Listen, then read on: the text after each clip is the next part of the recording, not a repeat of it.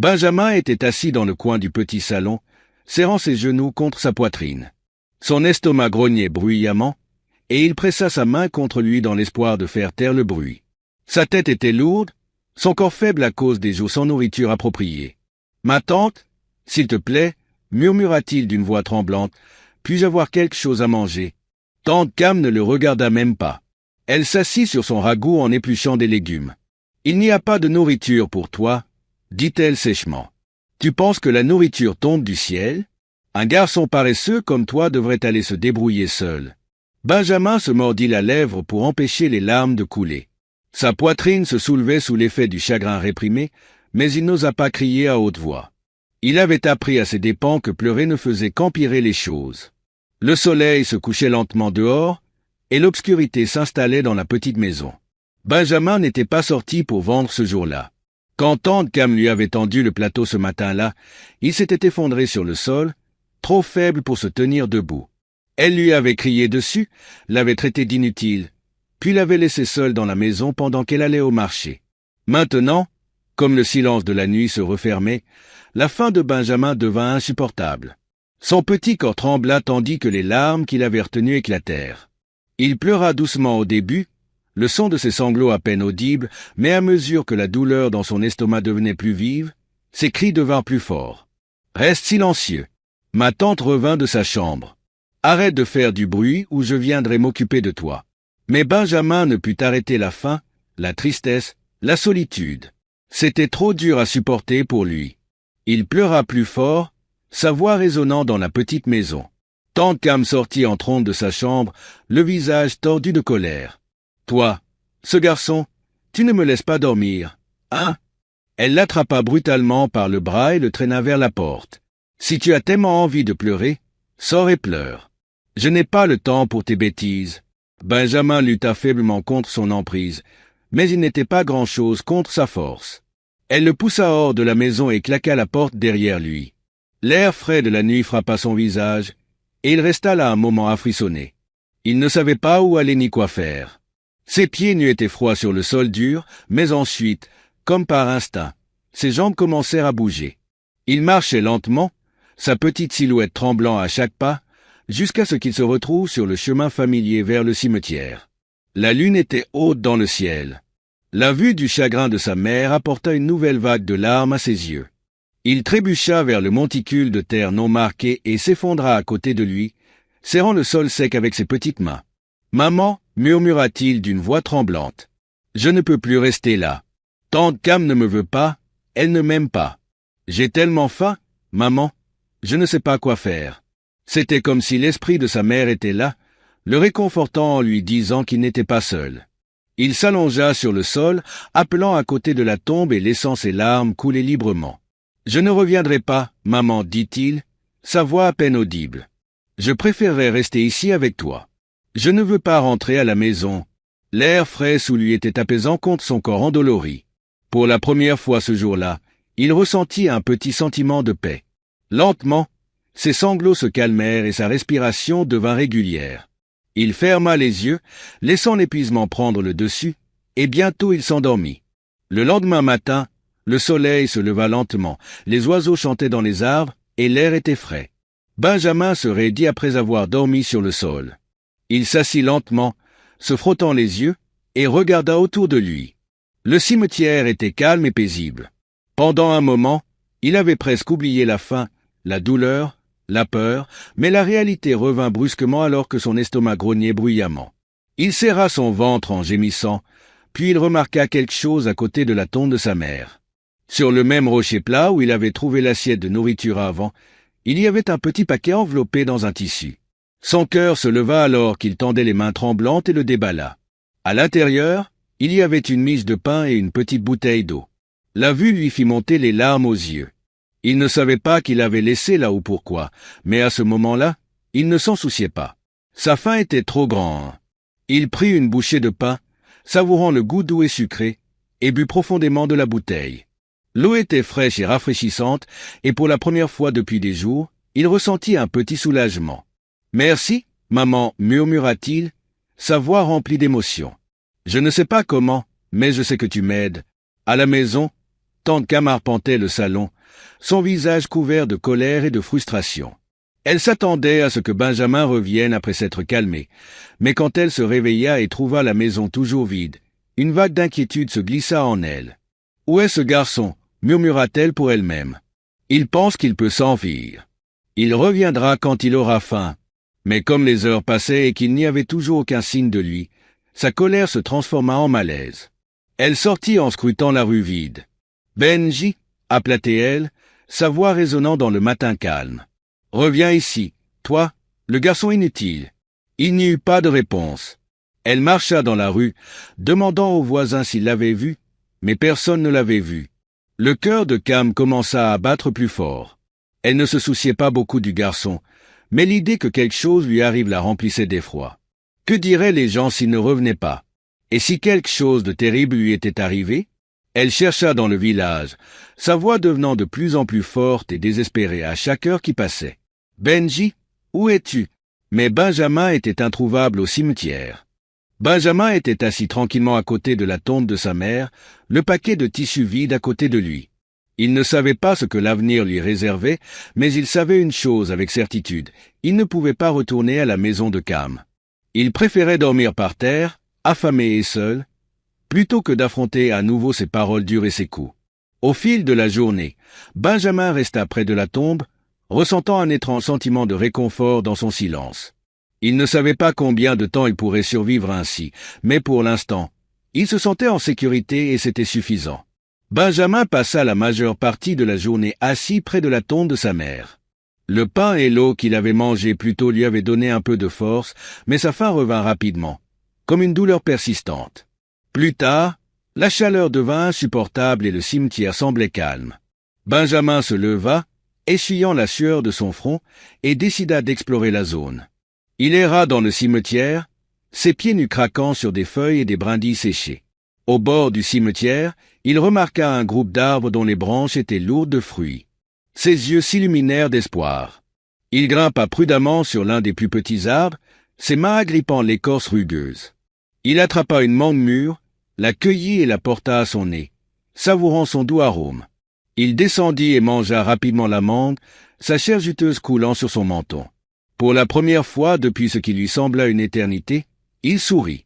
Ce n'était pas grand-chose, mais c'était quelque chose, et cela lui donna l'énergie de continuer. Encouragé, il cueillit plus de fruits, des goyaves, des bananes et quelques autres fruits des arbres voisins. Il les ramena sur la tombe de sa mère et les déposa sur le rocher plat à côté de lui. « Maman, je t'ai apporté quelque chose à manger, » murmura-t-il, sa voix douce et remplie de désir. Il l'imagina lui sourire en lui disant qu'il avait bien fait. Il s'assit les jambes croisées sur le sol, mangeant lentement chaque bouchée comme si c'était un festin. Les fruits remplirent son estomac vide. Pendant un bref instant, il ressentit un sentiment de satisfaction. Mais au fond, il avait toujours envie d'un repas plus convenable, comme ceux que sa mère avait l'habitude de lui préparer. Alors que le jour se transformait en soir, les ombres dans le cimetière s'allongeaient et une brise fraîche balayait les arbres. Benjamin restait près de la tombe, ses pensées dérivant vers sa mère et la vie qu'ils avaient avant que tout ne change.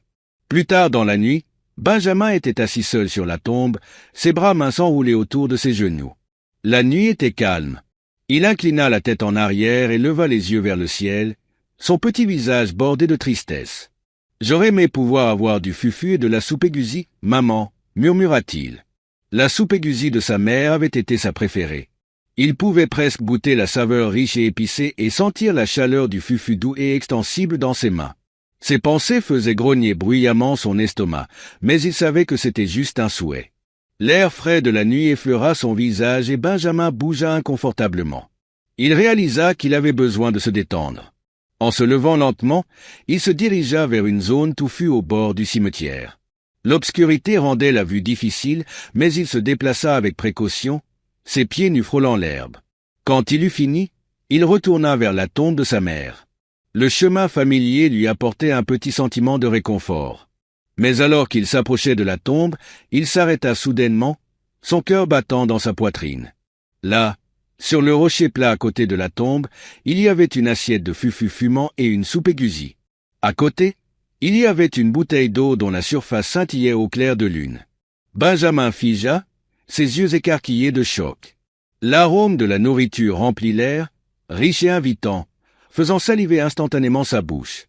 Il cligna des yeux plusieurs fois, se frottant les yeux pour s'assurer qu'il ne rêvait pas, mais la nourriture était toujours là, assise sur le rocher, comme si quelqu'un venait de la placer là. Son cœur se souleva alors qu'il s'approchait, ses petites mains tremblantes. « Maman » murmura-t-il, sa voix tremblante, « est-ce que c'est toi ?» Le cimetière était silencieux, le seul bruit était le faible bruissement des feuilles dans la brise. Benjamin regarda autour de lui à la recherche d'un signe d'une autre personne, mais il n'y avait personne.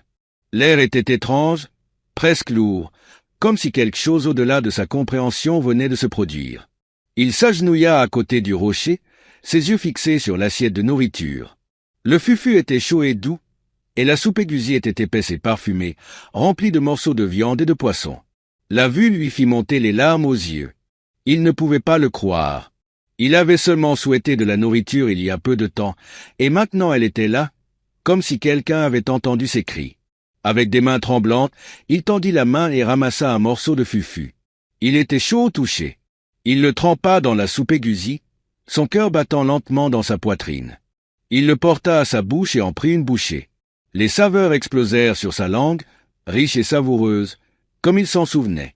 Des larmes coulaient sur son visage alors qu'il mangeait, la chaleur de la nourriture remplissant son estomac vide et apportant un sentiment de réconfort qu'il n'avait pas ressenti depuis si longtemps. « Merci, maman » murmura-t-il entre les bouchées, sa voix remplie d'émotion. « Je ne sais pas comment, mais je sais que tu m'aides. » Benjamin sentit un étrange sentiment de paix l'envahir. La peur et la tristesse qui l'avaient consumé plutôt semblèrent s'estomper, remplacés par un sentiment de chaleur et d'amour. C'était comme si la présence de sa mère était autour de lui, le protégeant.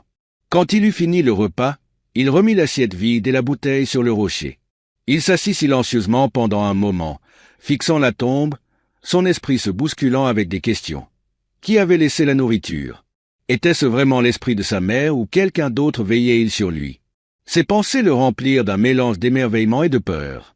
La nuit devint plus froide et Benjamin enveloppa ses bras autour de lui, son corps fatigué mais son cœur un peu plus léger. Il s'allongea à côté de la tombe, posant sa tête sur son bras. Alors qu'il s'endormait, il murmura doucement « Merci maman, merci de prendre soin de moi ». Benjamin dormit paisiblement, ressentant un amour qui transcendait les frontières de la vie et de la mort. Cette nuit-là, Benjamin fit un rêve si vif qu'il lui sembla réel. Dans son rêve, il vit sa mère vêtue de son peignoir et de son chemisier préféré, son visage aimable rayonnant d'une douce lumière. Elle s'agenouilla à côté de lui, sa main effleurant doucement sa joue. Son contact était chaud et réconfortant, et Benjamin sentit les larmes lui monter aux yeux. « Benjamin, » dit-elle doucement, sa voix comme une mélodie qu'il n'avait pas entendue depuis si longtemps, « mon enfant, tu es fort, mais tu ne peux pas vivre comme ça. Tu dois aller à l'école. Il y a une école primaire communautaire dans le village. Vas-y et inscris-toi. Il est temps pour toi de recommencer à apprendre. » « Mais maman, » balbutia-t-il, sa voix tremblante, « et l'argent? Comment vais-je payer l'école ?» Elle sourit doucement, ses yeux remplis d'amour. « Ne t'inquiète pas, mon enfant, je m'occuperai de tout. Fais-moi confiance. » Avant qu'il ne puisse dire un autre mot, elle disparut, sa voix s'attardant dans l'air. « Va à l'école, Benjamin, c'est ce dont tu as besoin. » Benjamin se réveilla en sursaut.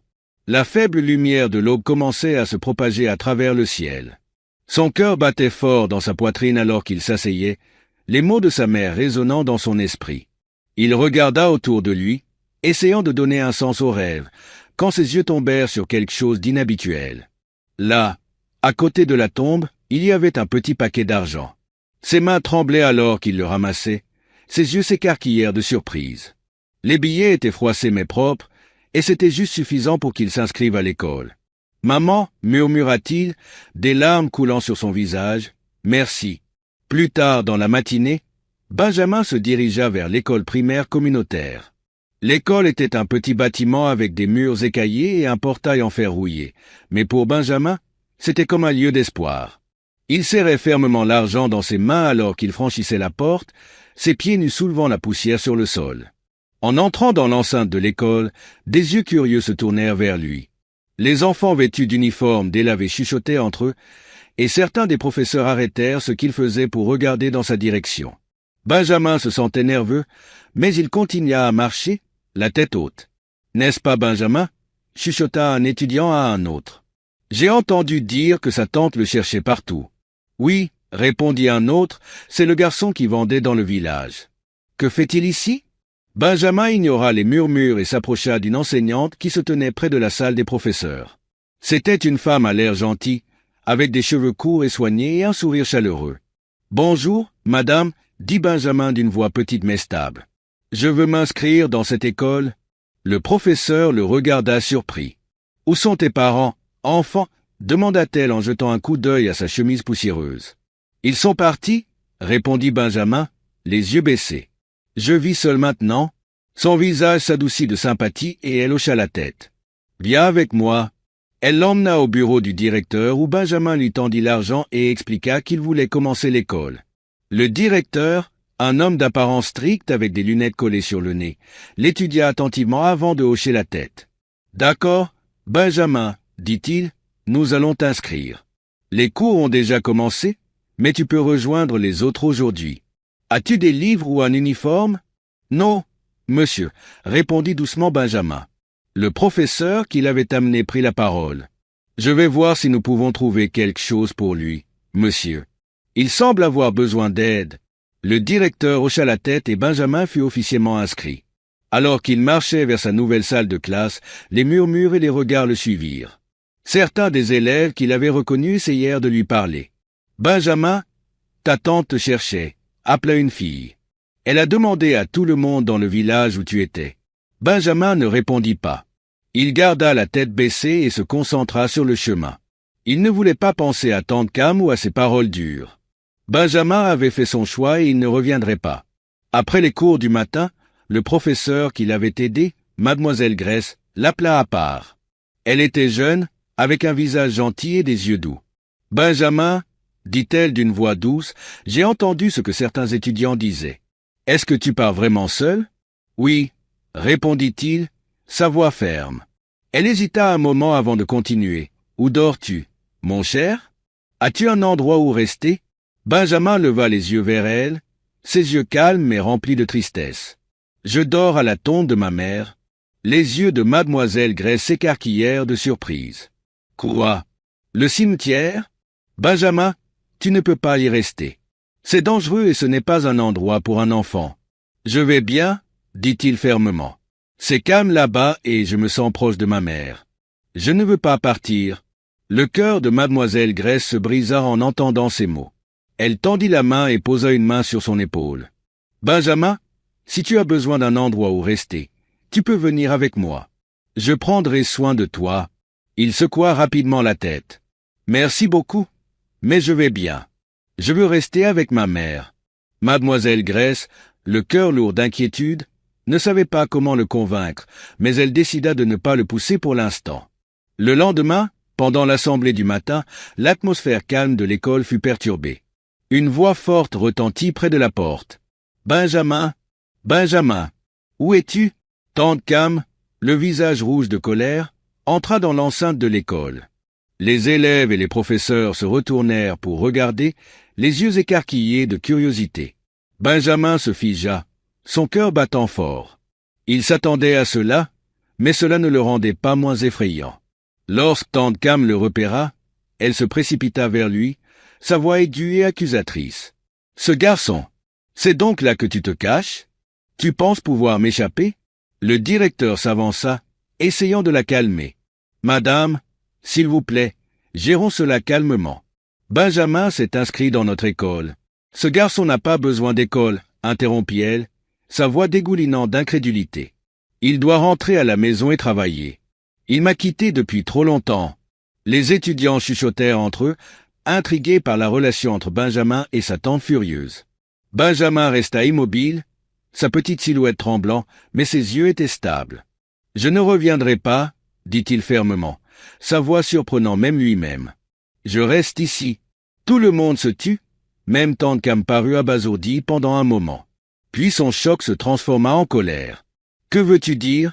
Tu ne reviendras pas.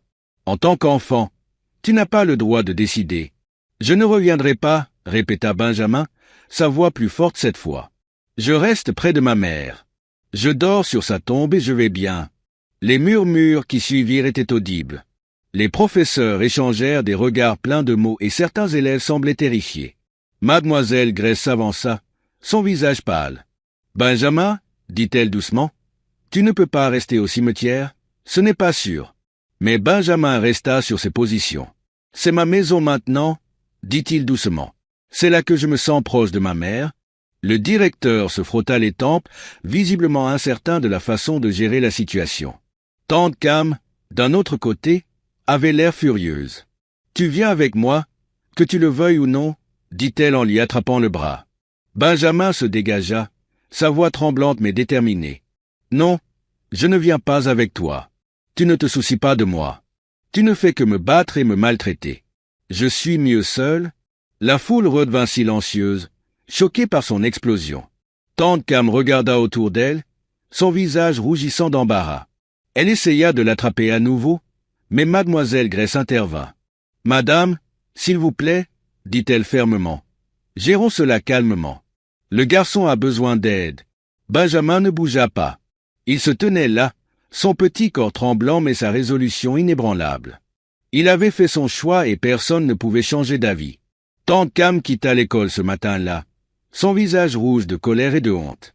Les professeurs et les élèves la regardèrent partir en murmurant doucement entre eux. Tout le monde était choqué par ce qu'ils avaient entendu. Benjamin dormait dans un cimetière, refusant de rentrer chez lui. Après l'assemblée du matin, beaucoup de gens essayèrent de parler à Benjamin. Les professeurs s'approchèrent de lui proposant un endroit où loger, mais il secoua la tête fermement. « Merci, madame, dit-il poliment, mais je ne veux pas quitter ma mère. Je me sens en sécurité près de sa tombe. » Certains des élèves plus âgés lui parlèrent également pendant la pause, essayant de le persuader que c'était dangereux de rester seul là-bas. « Et si quelque chose t'arrivait ?» demanda un garçon. « Je vais très bien, » répondit Benjamin d'une voix calme. « Rien ne m'arrivera. » Le murmure se répandit rapidement dans l'école. Tout le monde semblait connaître l'histoire de Benjamin. À la fin de la journée, certains l'attaquèrent, d'autres avaient peur, mais Benjamin resta calme. Il savait ce qu'il voulait et il ne retournerait pas chez Tante Cam quoi qu'il arrive. Quand la journée d'école se termina, Benjamin prit son sac de livres et commença la marche familière de retour au cimetière. Son estomac gargouillait pendant qu'il marchait, mais il ne se sentait pas inquiet. Pour une raison quelconque, il ressentait un étrange sentiment de paix, comme s'il savait que sa mère prendrait soin de lui. Quand il atteignit le cimetière, la vue de la tombe de sa mère le remplit de soulagement. Il s'approcha lentement du monticule de terre, son cœur battant doucement dans sa poitrine. Puis il s'arrêta net. Sur le rocher plat à côté de la tombe, il y avait une assiette de riz fumant et une bouteille d'eau. Les yeux de Benjamin s'écarquillèrent de surprise. Le riz sentait bon, avec des morceaux de légumes et des plantes frites sur le côté. La bouteille d'eau scintillait dans la lumière du soleil déclinante. Il regarda autour du cimetière, mais il était vide. La brise faisait bruisser doucement les arbres et le seul bruit était le chant lointain des grillons. « Maman, » murmura-t-il d'une voix tremblante, « as-tu refait ça ?» Ses mains tremblaient alors qu'il prenait l'assiette. Puis il s'assit à côté de la tombe et commença à manger lentement, savourant chaque bouchée. Le riz était chaud et savoureux, remplissant son estomac vide de réconfort. Des larmes coulaient sur ses joues alors qu'il murmurait doucement « Merci maman, tu prends toujours soin de moi. » Quand il eut fini de manger, Benjamin remit l'assiette vide sur le rocher et resta assis tranquillement un moment. Le cimetière était paisible et la brise du soir lui glaçait le visage. Mais à la tombée de la nuit, l'air devint plus froid et Benjamin réalisa qu'il avait besoin d'un meilleur abri. Benjamin se leva et erra dans le cimetière à la recherche de bâtons et de feuilles sèches.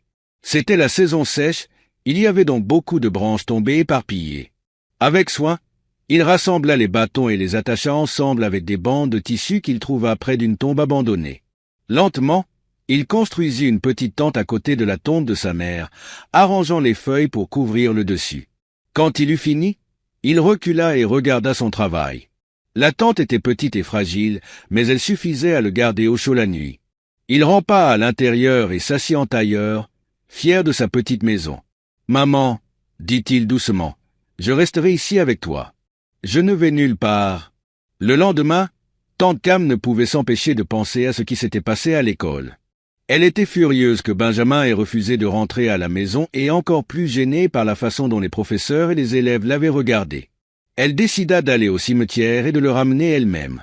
Ce soir-là, alors que le soleil commençait à se coucher, elle arriva au cimetière, son visage tordu de détermination. « Ce garçon pense qu'il peut m'embarrasser. Je lui montrerai, » marmonna-t-elle avec colère. Quand elle atteignit le cimetière, elle s'arrêta un instant, ses yeux scrutant les rangées de tombes. L'endroit était calme, presque trop calme, et les ombres des arbres s'étendaient longuement sur le sol. Mais tante Cam n'avait pas peur.